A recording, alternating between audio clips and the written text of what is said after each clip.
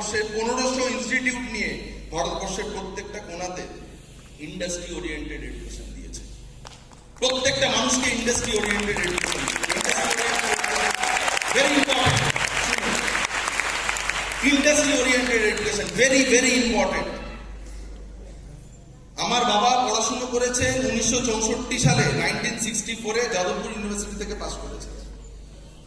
1964-এর batch civil engineering, Jadavpur university, নিজের ব্যাচের gold medallist. তখন পশ্চিমবঙ্গে মেজরলি দুটো ইঞ্জিনিয়ারিং কলেজ ছিল, যাদবপুর ইঞ্জিনিয়ারিং কলেজ আর একটা হচ্ছে শিবপুর বি, এখন বোধহয় নামটা চেঞ্জ হয়ে গেছে।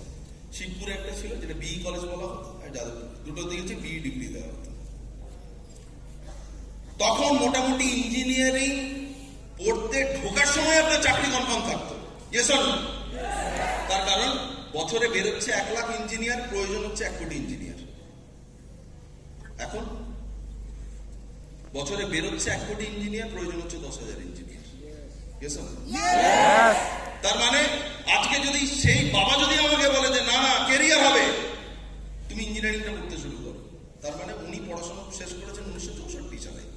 1964 সালের নলেজ এবং 1964 সালের এক্সপিরিয়েন্স নিয়ে 2018 সাল চলবে না।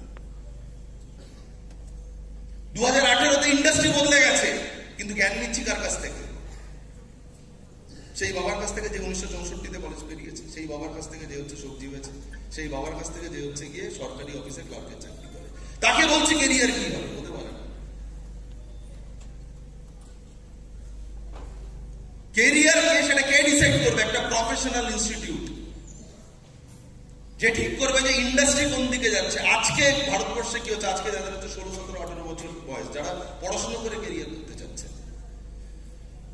তাদেরকে আজকের কি টেকনোলজি বাজারে চলছে জানলে হবে না। আপনাকে ভাবতে হবে আজকে থেকে 4 বছর পরে, যার আজকে 16 বছর বা 17 বছর বয়স, সে 20 বা 21 বছর বয়সে কেরিয়ার শেষ করবে, তখন সে বাজারে বেরোবে। আপনাকে ভাবতে হবে আজকে থেকে 4 বছর পরে কিসের কেরিয়ার হবে, সেটা আপনাকে চিন্তা করতে হবে। সেই চিন্তাটা কে দেয়? সেই চিন্তাটাই বিএলএল দেয়। কি করে দেয়? একটু আগে বলে গেলেন, কমলজি বলে গেলেন 2006 সালে উনি জয়েন করেছিলেন এই কোম্পানিতে। তখন আইটি জেন বলে একটা কোর্স হতো।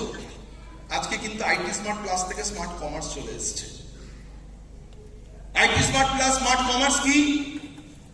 স্মার্ট কমার্স বলছে এমন একটা কোর্স যেটা এখনো পর্যন্ত হচ্ছে গিয়ে ভারতবর্ষে প্রচুর লড়াই চলছে, মারপিট চলছে। জিএসটিটা হওয়া উচিত কি উচিত নয়, ডিমনিটাইজেশন হওয়া উচিত ছিল কি উচিত ছিল না, সেই নিয়ে কিন্তু আমরা সবাই ব্যস্ত।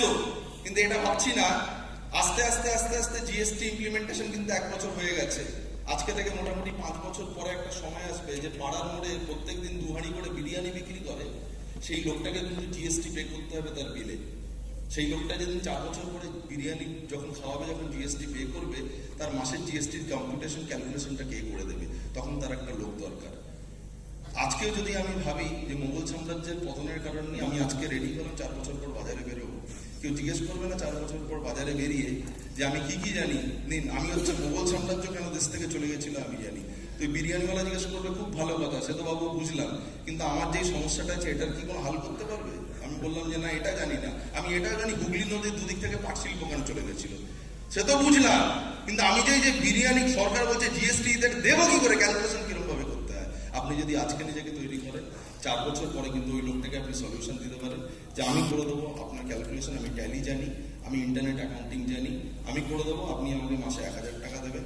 এরকম যদি 20টা বিরিয়ানিওয়ালাকে আপনি যদি সলিউশন দেন, বাড়িতে বসে মাসে 20,000 টাকা। এটা হচ্ছে ইন্ডাস্ট্রি ওরিয়েন্টেড এডুকেশন। এটা ভবিষ্যৎ। ভারতবর্ষের সব থেকে প্রিমিটিভ ইন্ডাস্ট্রি, ভারতবর্ষের সব থেকে পুরনো ইন্ডাস্ট্রি ছিল হচ্ছে টেক্সটাইল ইন্ডাস্ট্রি। ভারতবর্ষের সব থেকে পুরনো ক্যাপাসিটি ছিল, তার কারণ ভারতবর্ষে খুব ভালো কোয়ালিটির কটন তৈরি হয়। 1700-1800 শতাব্দীতে খ্রিস্টাব্দে তখন হচ্ছে ভারতবর্ষ হচ্ছে গিয়ে কটন থেকে টেক্সটাইল তৈরি হতো। তখন অবিভক্ত ভারতবর্ষ, বাংলাদেশ, পাকিস্তান সব একসঙ্গে ছিল। ইংরেজরা তখন আসেনি। ইংরেজরা যখন ভারতবর্ষে এসেছিল, এন্টায়ার টেক্সটাইল ইন্ডাস্ট্রির উপর ট্যারিফ ইম্পোজ করেছিল। পুরো এন্টায়ার এক্সপোর্টটাকে ইন্ডিয়া থেকে ওরা প্রথমে ইংল্যান্ডে নিয়ে যেত, ইংল্যান্ড থেকে সারা পৃথিবীতে এক্সপোর্ট করলো। ওই বেনিফিটটা ওরা নিতে শুরু করলো। টেক্সটাইল ইন্ডাস্ট্রি তখন ছিল। টেক্সটাইল ইন্ডাস্ট্রির পরে ধীরে ধীরে ধীরে ধীরে আয়রন অ্যান্ড স্টিল ইন্ডাস্ট্রি এসছে। আয়রন অ্যান্ড স্টিল ইন্ডাস্ট্রি এসছে ভারতবর্ষে, প্রচুর ইঞ্জিনিয়ারিং কলেজ তৈরি হয়েছে। ভারতবর্ষের প্রথম সরকারি, দেশ স্বাধীন হওয়ার পরে প্রথম সরকারি ইঞ্জিনিয়ারিং কলেজ হচ্ছে আইআইটি খড়গপুর, 1950, 1950, 1951 সালে প্রথম ব্যাচ অপারেট করতে শুরু করে। 1960 সালে কি হলো, এই যে ইঞ্জিনিয়াররা বেরোলো, এদেরকে ম্যানেজ করবে কারা? ম্যানেজারদের দরকার হলো। 1961 সাল, 1960 সালে ভারতবর্ষের প্রথম ম্যানেজমেন্ট কলেজ তৈরি হলো, Indian institute of management, Joka, সরকারি কলেজ। তার মানে সবকিছু প্রয়োজনের সঙ্গে সঙ্গে এডুকেশন সিস্টেমটা তৈরি হয়েছে প্রয়োজনের সঙ্গে সঙ্গে। ইন্ডাস্ট্রি যা চেয়েছে এডুকেশন সিস্টেম তাদের প্রডিউস করেছে। ইন্ডাস্ট্রি তখন চেয়েছিল টেক্সটাইল, টেক্সটাইল ইঞ্জিনিয়ার তৈরি হয়েছে। তারপর কি হলো, 50-এর দশক, 60-এর দশক, একদম রাজকোটে বেরোনো হচ্ছে স্টিল ইন্ডাস্ট্রি, আয়রন ইন্ডাস্ট্রি, প্রচুর স্টিল ম্যানুফ্যাকচারিং কোম্পানিজ। তাদের ভেতর সবার আগে হচ্ছে কি, যেমন টাটা কোম্পানির নাম নেওয়া যেতে পারে, জামশেদজি টাটা, যে টাটা নগরে হচ্ছে কি তাদের হচ্ছে ফ্যাক্টরি তৈরি, প্রচুর স্টিল ইন্ডাস্ট্রি। আয়রন অ্যান্ড স্টিলের পর আস্তে আস্তে ইন্ডাস্ট্রি প্যাটার্ন চেঞ্জ হয়েছে। স্টিল বদলে গেছে হচ্ছে গিয়ে প্লাস্টিকে, প্লাস্টিক থেকে সেরামিক, সেখান থেকে আস্তে আস্তে 1990 সালে ভারতবর্ষে এলো হচ্ছে কি ভারতবর্ষের অফিসিয়ালি যখন গ্লোবাল ইকোনমি খুলে দেওয়া হলো 1990-91 ভারতবর্ষে এলো ইনফরমেশন টেকনোলজি। 1990-91 ইনফরমেশন টেকনোলজির মজাটা কারা নিতে পারেনি? যারা 1990-91 বসে বসে হচ্ছে কি আয়রন অ্যান্ড স্টিল নিয়ে কাজ করার চেষ্টা করছিল, কারণ সেটা তখন পুরনো হয়ে গেছিল। 2008 সালে পৃথিবীতে সব থেকে ভয়ঙ্কর রিসেশন হিট করলো বাজারকে, পৃথিবীর আমেরিকান মার্কেট বসে শেষ হয়ে গেল। 2008 আমেরিকাতে যত ইন্ডিয়ান ছিল সব দেশে ফিরে আসছে, কোম্পানি শাটডাউন হয়ে যাচ্ছে, যাচ্ছে তাই কিচ্ছিরি অবস্থা, খারাপ বেঁচে গেল।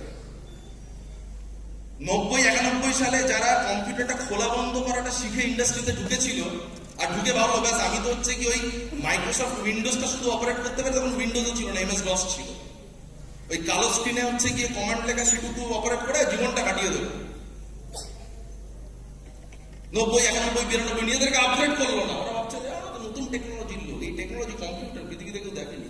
2008 সালে চাকরিটা কাদের গেল, কারা হারালো রোজগার? যারা হচ্ছে নিজেদের আপগ্রেড করলো না। কয়েকটা লোক থেকে গেল বাজারে, কারা? যখন তারা হচ্ছে ডিস্ক অপারেটিং সিস্টেম, ওই কালো স্ক্রিন থেকে বেরিয়ে এসে লাল নীল windows operating system, object oriented programming, যারা হচ্ছে নিজেদেরকে আপগ্রেড করে নিল। আপগ্রেডেশন এবং change is the only constant in life. Asian Pacific কেন আজকের দিনে ভারতবর্ষের নাম্বার 1 অর্গানাইজেশন? এশিয়ান প্যাসিফিকের আইটিজেন আস্তে আস্তে আজকে বদলে হচ্ছে কি আইটি স্মার্ট প্লাস থেকে স্মার্ট কমার্স হয়ে গেছে। আজকের দিনে যারা যারা পড়াশোনা করছেন কেরিয়ার নিয়ে, আগামী 5 থেকে 10 বছর ভারতবর্ষের কম্পিউটার এডুকেশন এবং ভারতবর্ষের টেকনোলজি নিয়ে যদি কেরিয়ার করতে হয়, এই দুটো কোর্স হচ্ছে কি একমাত্র solution for the middle class student. একটা ভালো কেরিয়ার যদি পড়াশোনা করে কেরিয়ার করতে হয়, যদি পড়াশোনা করে কেরিয়ার করতে হয় তাহলে আমাকে ভাবতে হবে যে পড়াশোনার ধারাটা কোন দিকে যাচ্ছে, ভবিষ্যৎ কোন দিকে যাচ্ছে। তার মানে বলেছিলাম 3টে জিনিস দরকার ভালো কেরিয়ারের জন্য। প্রথম হচ্ছে কি, ইউ হ্যাভ টু চুজ, আপনাকে ডিসাইড করতে হবে যে অ্যাকচুয়ালি আপনার পড়াশোনাটা কি হতে হবে, ডিগ্রি নয়, স্কিল। একটু আগে যে বিরিয়ানিওয়ালার এক্সাম্পল দিচ্ছিলাম, ওই বিরিয়ানিওয়ালা কিন্তু জানতে চাইবে না ভাই তুমি আমার জিএসটির ক্যালকুলেশনটা করে দেবে বা তুমি আমার অ্যাকাউন্টিংটা করে দেবে, তোমার বিকমের সার্টিফিকেটটা দেখাও, ইন্টারেস্টেড নয়, নিজেই কোনোদিন বিকম করেনি। ও জানতে চায় তুমি কাজটা করে দিতে পারবে কিনা। Yes or no? আমার কোনো ডিগ্রির দরকার নেই, আমার দরকার স্কিল। এপিএল এর হচ্ছে কি সেই স্কিলটা আপনাকে প্রোভাইড করবে। নাম্বার 1, ভালো ক্যারিয়ারের জন্য দরকার আপনার প্রথম স্কিল। নাম্বার 2, একটা হেলথ, একটা সুস্থ শরীর দরকার একটা ভালো ক্যারিয়ারের জন্য। আপনার যদি সুস্থ শরীর এবং সুস্থ মন না থাকে, আপনি কোনোদিন জীবনে একটা জায়গার থেকে বেশি এগোতে পারবেন। সুস্থ শরীরের কি ডেফিনেশন? আপনি সকালবেলা 6টা থেকে রাত্রিবেলা 12টা অবধি পরিশ্রম করার ক্ষমতা রাখেন এবং বড় চিন্তা করার আপনার ক্ষমতা আছে। সুস্থ শরীর সুস্থ মন। ভারতবর্ষের মানুষ স্বাস্থ্য নিয়ে সচেতন, আমরা জানি তো। Health is wealth, yes or no? Yes. এক্ষুনি দেখুন আমি আপনাদেরকে বলবো, কার কার স্মার্টফোন আছে একটু হাত তুলবেন। দেখুন সবার। কার কার স্মার্টফোনে ব্যাক কভার লাগানো আছে? অলমোস্ট। কে কে বাইকে চড়ার সময় পেছনে বসলেও হেলমেটটা পরে বসেন সব সময়? নিজেরা ঘুরে হাতটা দেখে।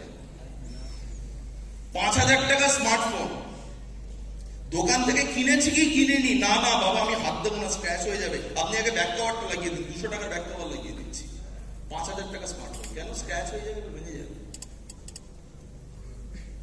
আর একটা মাথা নিয়ে যখন হেলমেটে উঠছি, তার জন্য হেলমেটের জন্য 500 টাকা খরচ করি না, তার মানে মোবাইলের দামটা 5000 টাকার দাম আমার মাথার থেকে বেশি। এটা হচ্ছে কি হেলথ নিয়ে আমাদের ভারতবর্ষের মানুষের সচেতন চেঞ্জ করতে হবে।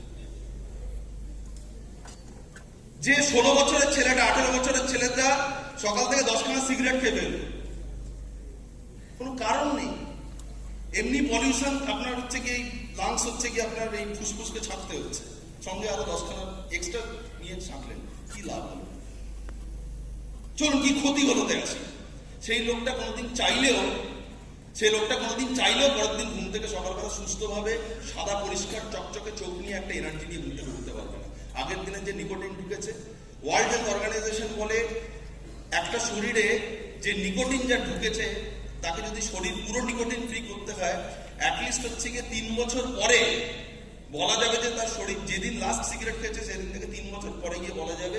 এটা বেসিক্যালি হচ্ছে লাংস ক্যান্সার নিয়ে একটা আলোচনাতে WHO এর এক অফিসার বললো যে কবে বলা যায় যে সিগারেট থেকে ক্যান্সার আমার হবে না, বলে যে তুমি লাস্ট সিগারেটটা যবে খেয়েছো সেদিন থেকে যদি 3 বছর পরে তোমাকে টেস্ট করে দেখা যাবে তোমার শরীরে যদি তার ভেতরে যদি তোমার কোনো নিকোটিন শরীরে না থেকে গেল 3 বছরের ভেতর ক্লিয়ার হয়ে যাবে, তাহলে আর সিগারেট হবে না। আবার একটা পাপ নিলেন মানে আবার 3 বছর আপনাকে অপেক্ষা করতে হবে পুরো নিকোটিন বের করতে।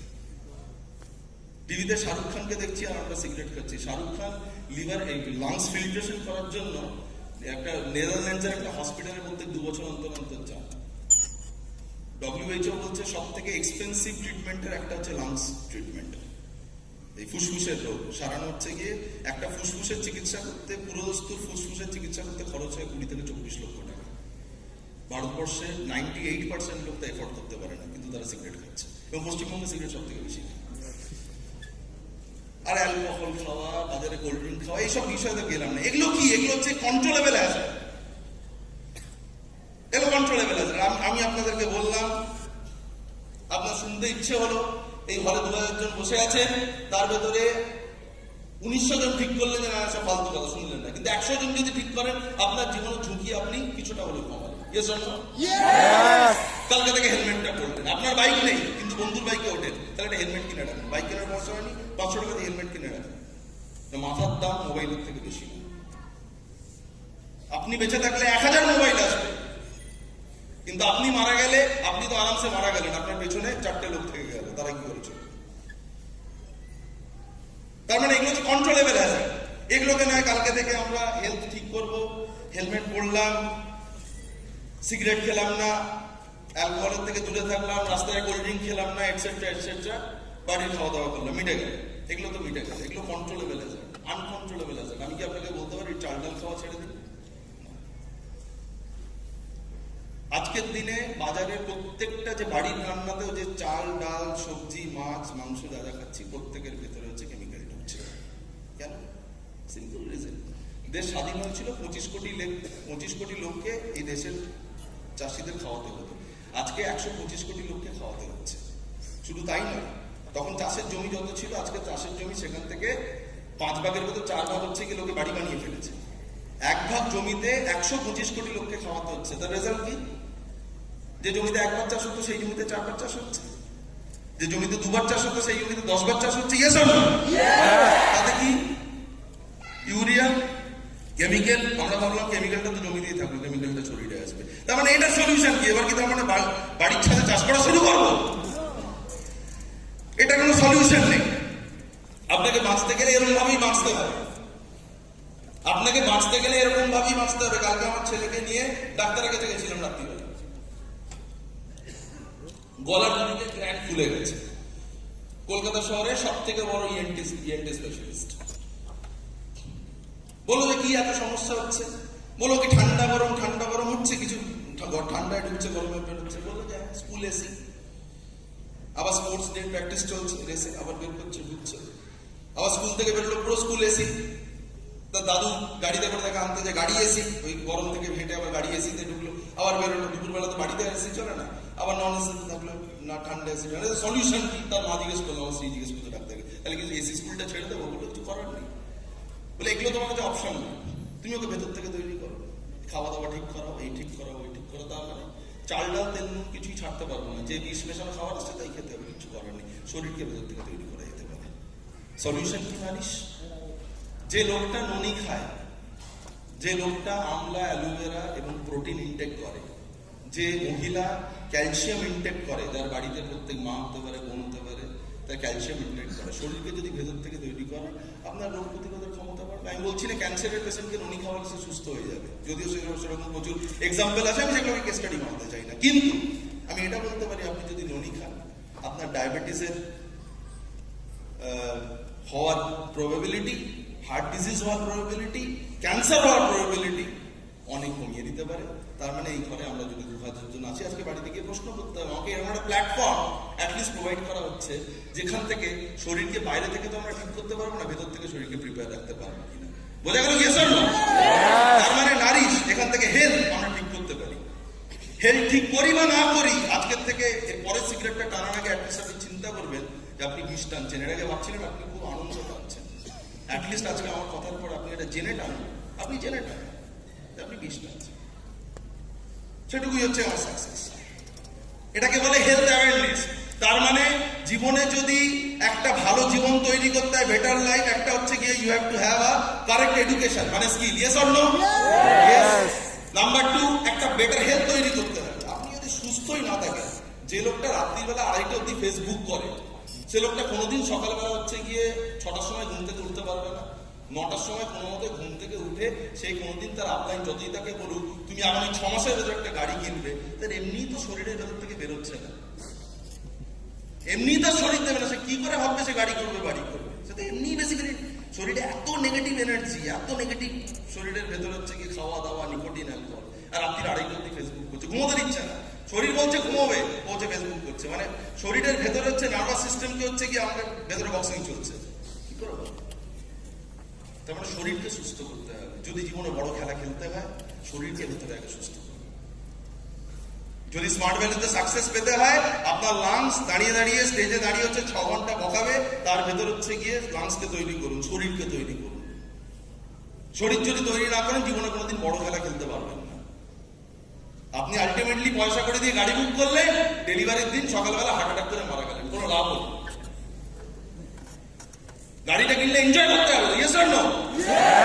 আপনি প্রচুর পরিশ্রম করে, কি টেনশন, সিগারেট খাচ্ছি, ফরেন ট্যুরটা কোয়ালিফাই করতে হবে, 10টা ডিগ্রি, আর 2 দিন বাকি আছে, আপনি করে ফেললেন, টেনশনে 10টা সিগারেট খেয়ে ফেললেন।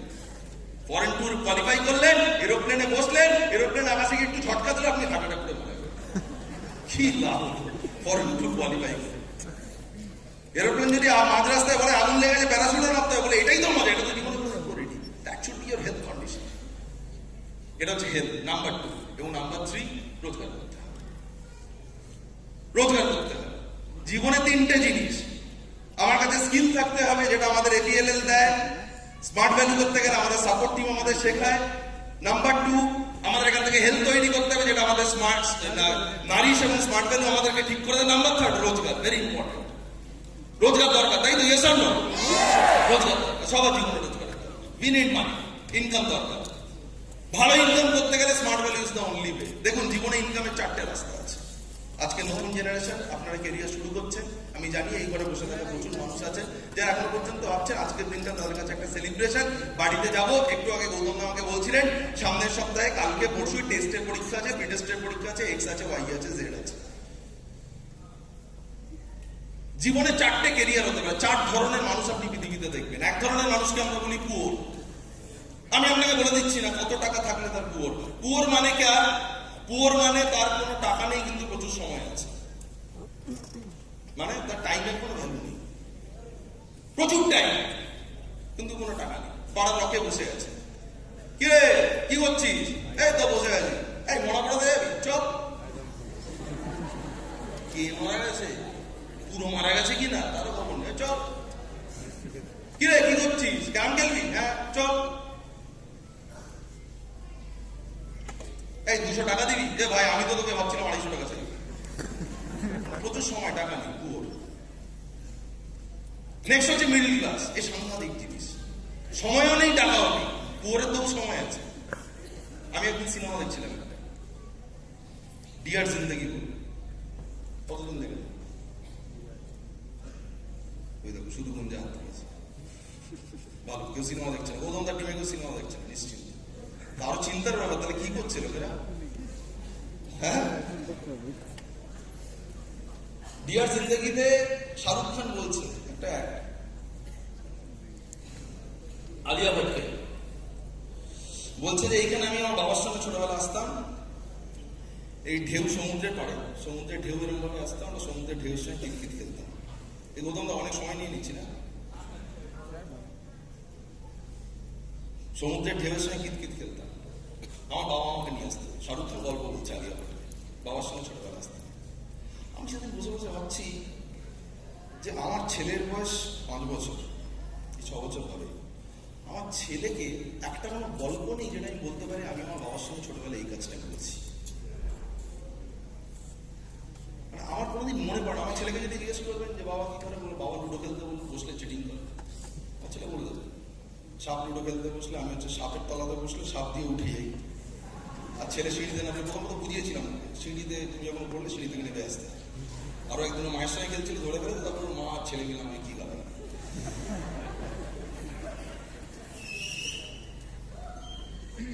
Memories I create. আমার ছেলে বলতে পারে আমার বাবা তো লুডো খেলতে বসলে চিটিং করে, তার মানে অ্যাটলিস্ট আমি আমার ছেলের সঙ্গে লুডো খেলতে পারি। আমার বাবার সঙ্গে জীবনে আমার একটা মেমোরি মনে নেই, কেন জানেন তো?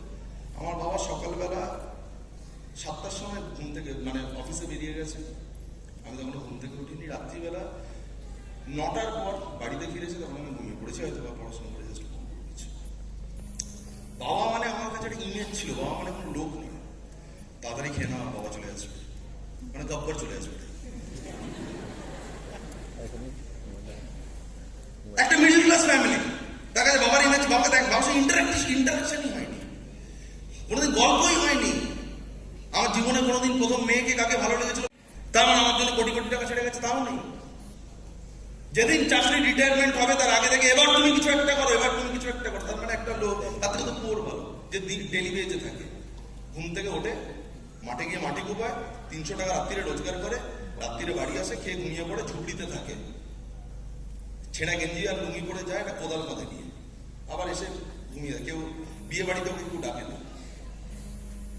আমরা মিডল ক্লাস, মাসে হচ্ছে গিয়ে 15 থেকে 20 তারিখের ভেতর মাইনে শেষ, বাকি 10 দিনের জন্য ধার করতে হয়। 25 তারিখে কারোর একটা বিয়ে পড়েছে, যেতেই হবে, ধার করে বিয়ের গিফট কিনতে হবে। লুঙ্গি আর ছেঁড়া গেঞ্জি পরে অফিস যেতে পারবে না, পরিষ্কার শার্টটাই পরে যেতে হবে।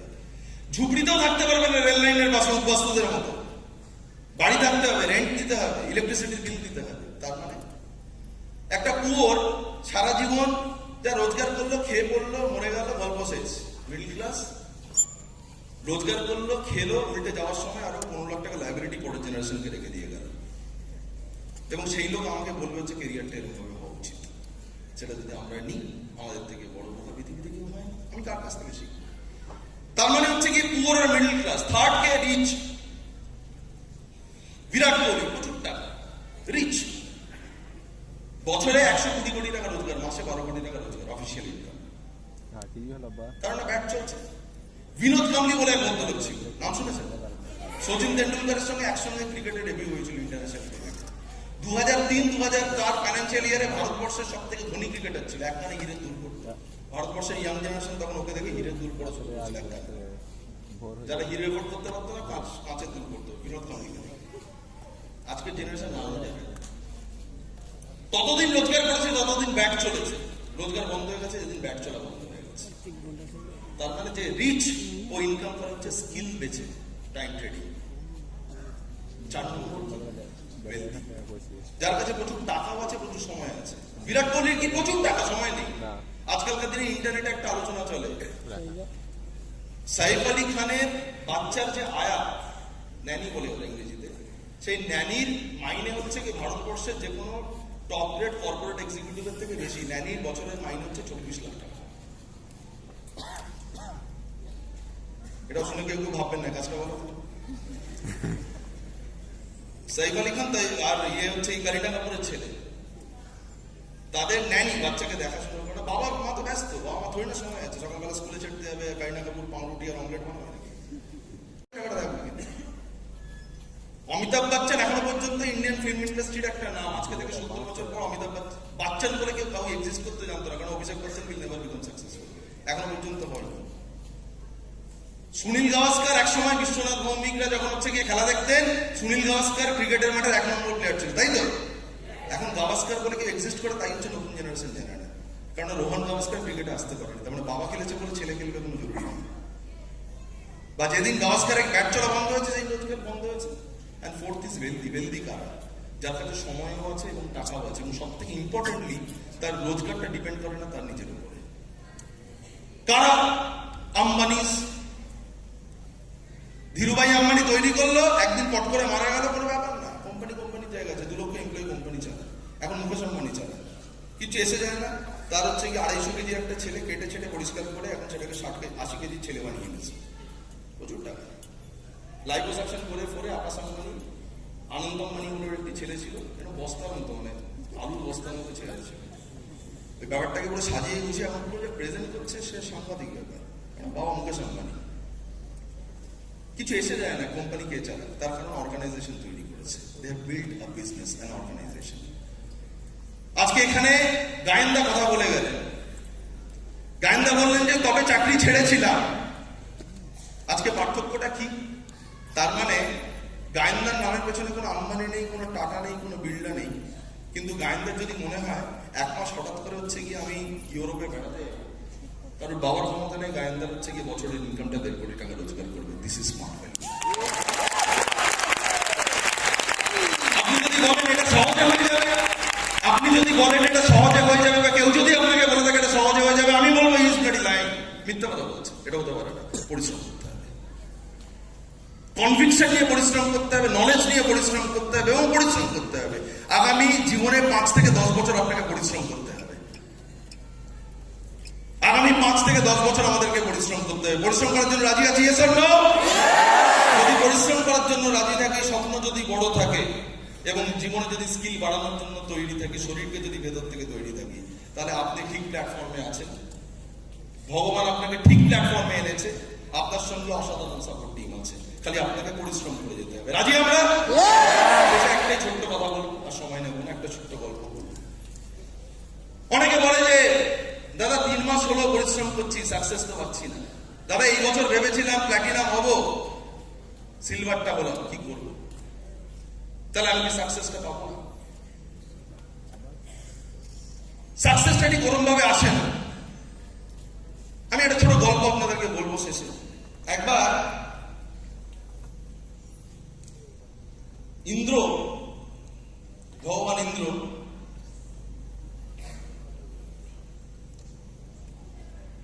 মানুষের ওপর খুব রেগে গেলেন।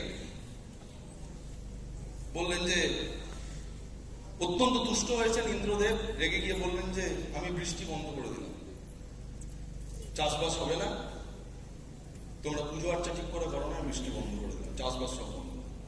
তো গ্রামের সবাই তো হচ্ছে গিয়ে দুঃখ পেয়ে বললেন ইন্দ্রদেব এরকম ভাবে হতে পারে না, আমরা তো মরে যাবো চাষবাস না করলে, আমরা সাধারণ গরিব চাষি। বললো যে না, আমি তোমাদের কোনো কথা শুনবো না, আমি বলে দিয়েছি, বলে দিয়েছি, কথা আমি ফেরত দেবো। ভগবান Indra, king of all gods, তো বলে কি করা যাবে? বলে কি করে, রেমেডি কি? বলে কি এই কোনোদিন কি খরা কাটবে না, বর্ষা আসবে না? বলে যে না, আমি 12 বছরের আগে, আগামী 12 বছর হচ্ছে বৃষ্টি বন্ধ করে দিলাম। বলে কি এর কোনো রাস্তা নেই? বললো যে যদি কোনোদিন, একমাত্র বৃষ্টি আসতে পারে যদি কোনোদিন শিব হচ্ছে গিয়ে নিজের ডামডু বাজায়, ডুগডুগি বাজায়। শিব যদি ডুগডুগি বাজায় তাহলে হচ্ছে গিয়ে খরা, তাহলে হচ্ছে গিয়ে বৃষ্টি আসবে। তো সব গ্রামের লোকেরা গেল হচ্ছে শিবের কাছে। শিবকে আগে থেকে ইন্দ্র বলে দিয়েছে যে তোমার হাতে কন্ট্রোল আছে, কিন্তু তুমি বাজাবে না ডুগডুগি, এরা একদম পুজো আর্চা ঠিক করে করে না। তো শিবের কাছে গিয়ে হাত পাতারা, শিব বললো না আমার কিছু করার নেই, আমি দেখতে পাচ্ছি না, শুনতে পাচ্ছি না, যা ইন্দ্র বলে দিয়েছে শেষ কথা, আমি কিছু করতে পারবো না। তো 12 বছর পর বসে, তো গ্রামের লোকেরা হতাশ হয়ে ফিরে আসার পর সব চাষবাস বন্ধ।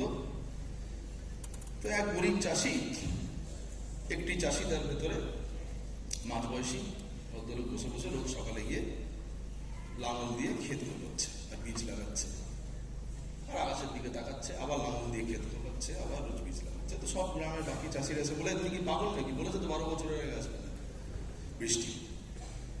12 বছর আগে বৃষ্টি আসবে না, তুমি কেন পাচ্ছ, তুমি কি পাগল? তখন বলবো যে না, আমি পাগল নই, 12 বছর পরে তো একদিন বৃষ্টি আসবে, আমি যদি 12 বছর চাষ বন্ধ করে দিই তো চাষ করা ভুলে যাবো। হঠাৎ করে 12 বছর পরে বৃষ্টি আসলে আমি তো ভুলে যাবো, তাই জন্য আমি যাতে ভুলে না যাই রোজ আমি চাষ করার চেষ্টা করি। তো সবাই গ্রামের সব লোক হাসি মজা করাতো, দেখো বোকা লোক, কোনো কাজ নেই, রোজ সকালে গিয়ে খেতে গিয়ে জানে যে বৃষ্টি আসবে না, বীজ বড় হবে না, ফসল তৈরি হবে না, তবু রোজ সকালে যায়। আর গ্রামের লোকের ওকে দেখলে এই আওয়াজ দিত, ফালতু লোক, বোকা লোক। তো মা দুর্গা, পার্বতী পার্বতী জিনিসটা দেখতে পেলেন যে গ্রামের লোকেরা হচ্ছে কি খুব আওয়াজ দিচ্ছে, এত শিবের সঙ্গে দেখা করতে এসেছিল। পার্বতী বলছে আমি শিবকে কি বলবো, শিব তো হচ্ছে গিয়ে ঢেঁটলো, একবার যা বুঝে যাবে তাই বুঝে যাবে, নড়াতে হয়ে যাবে। তো পার্বতী বলছে কিন্তু এই লোকটা স্ট্রাগল করছে, তা আপনি যদি স্ট্রাগল করেন আপনার সোনার লোকও থাকবে। পার্বতী বড় করুণা হল, শিবকে গিয়ে বললো যে দেখো এই লোকটা করুণা, এই লোকটা হচ্ছে গিয়ে রোজ গিয়ে ইয়ে করছে, খেতে গিয়ে চাষ করছে, কিছুটা ব্যবস্থা করে দাও। বললো যে আমি ইয়ে করতে পারবো না, বললো আমি বৃষ্টি করতে পারবো না, কিন্তু বারণ করেছে। আর আমি কেন ডুগডুগি বাজাবো, আমার ডুগডুগি বাজানো পারবো না, ডুগডুগি বাজালেই বৃষ্টি হবে। আমি বলি কিছু একটা করো। বলো ও কোপাচ্ছে কেন, কে কোপাতে বলেছে? বলছে ও বলছে যে যদি ভুলে যায় চাষ কর।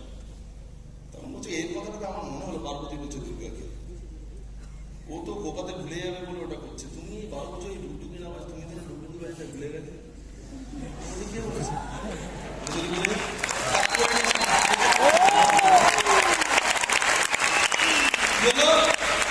বলছে কে বলেছে ভুলে গেছি, না ও টুক টুক টুক টুক টুক টুক টুক বৃষ্টি।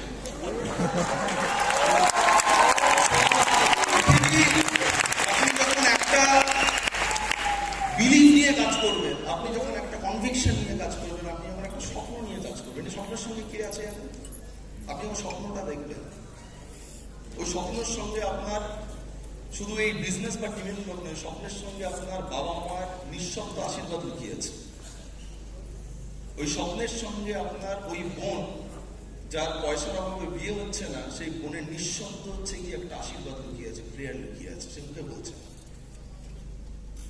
আপনি যখন বলছেন যে সামনের বছর আমি লিডারশিপ বোনাস পেলে বাড়ির ছাদটা ঢাকবো, ওই স্বপ্নের সঙ্গে আপনার মায়ের একটা নিঃশব্দ হচ্ছে গিয়ে ব্লেসিং আশীর্বাদ লুকিয়ে আছে।